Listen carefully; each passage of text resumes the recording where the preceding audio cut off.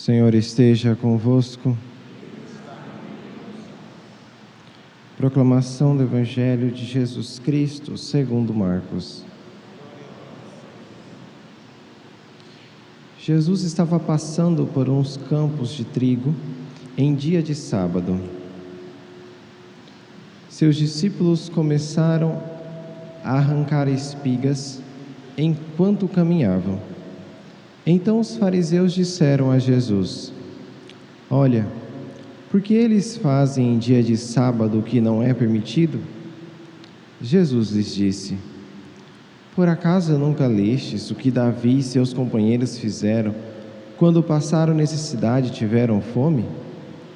Como ele entrou na casa de Deus, no tempo em que Abiatar era sumo sacerdote, comeu os pães oferecidos a Deus e os deu também aos seus companheiros? No entanto, só aos sacerdotes é permitido comer esses pães. E acrescentou: O sábado foi feito para o homem, e não o homem para o sábado. Portanto, o Filho do Homem é Senhor também do sábado. Palavra da salvação.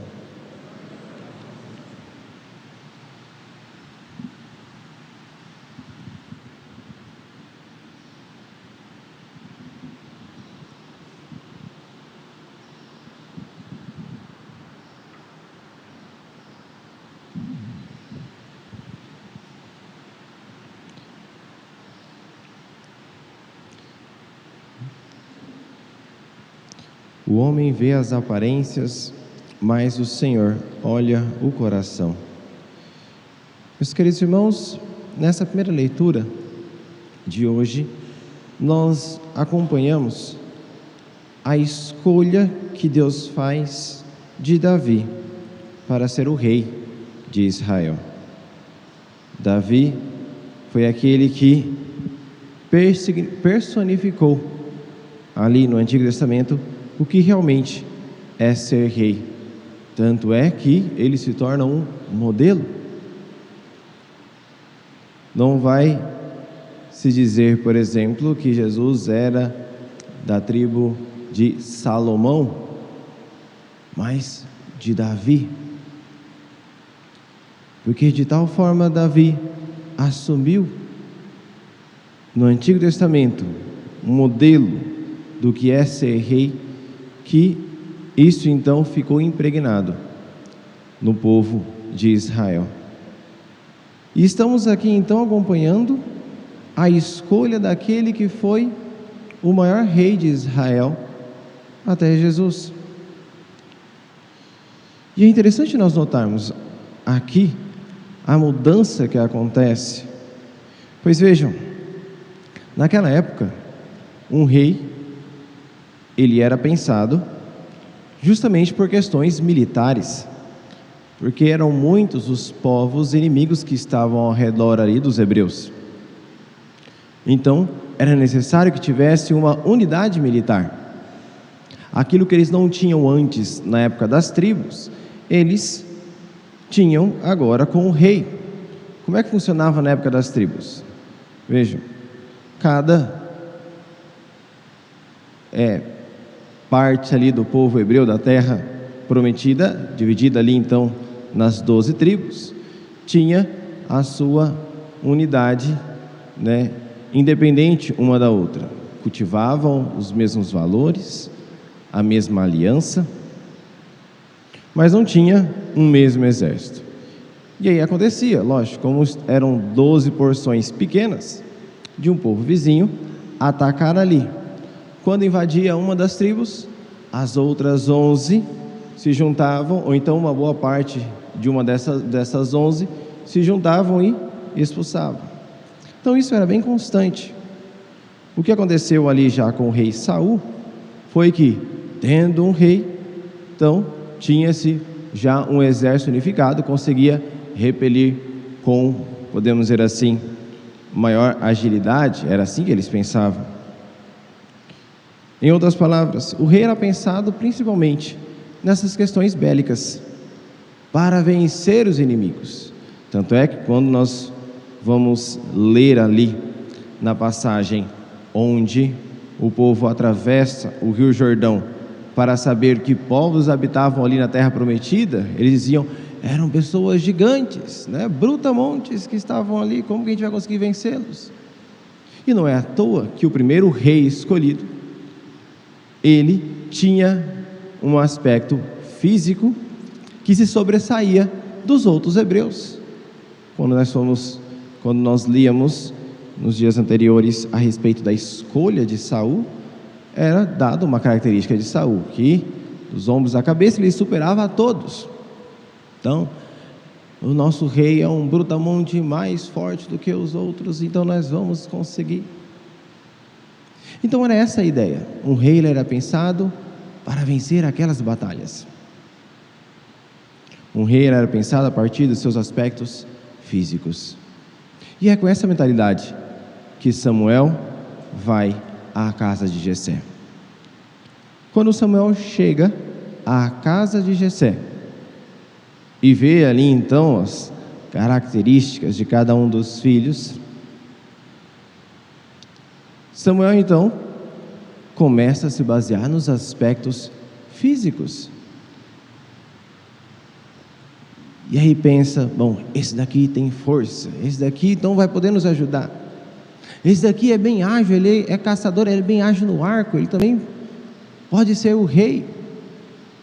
E aí então, um por um, não vai sendo escolhido nenhum daqueles filhos. É interessante que no início Samuel pede que Jessé chame os seus filhos para o sacrifício. Davi é esquecido até mesmo pelo seu próprio pai, né?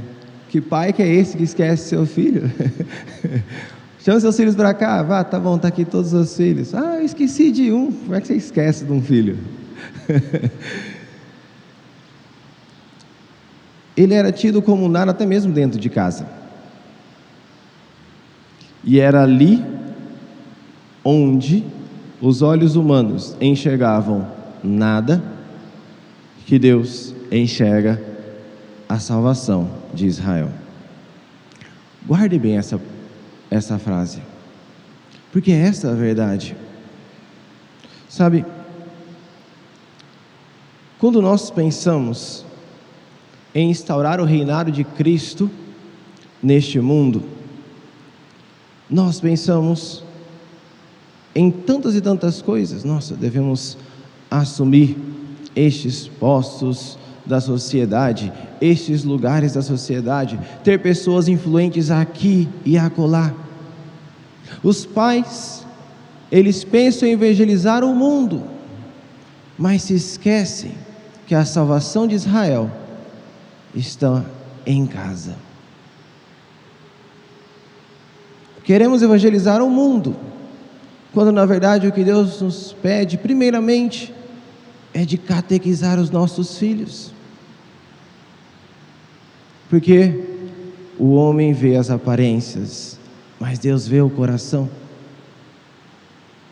A salvação de Israel estava naquela criança, dentro de casa, estava ali nos trabalhos de casa. Há algo que nosso Senhor quer nos ensinar para os dias de hoje.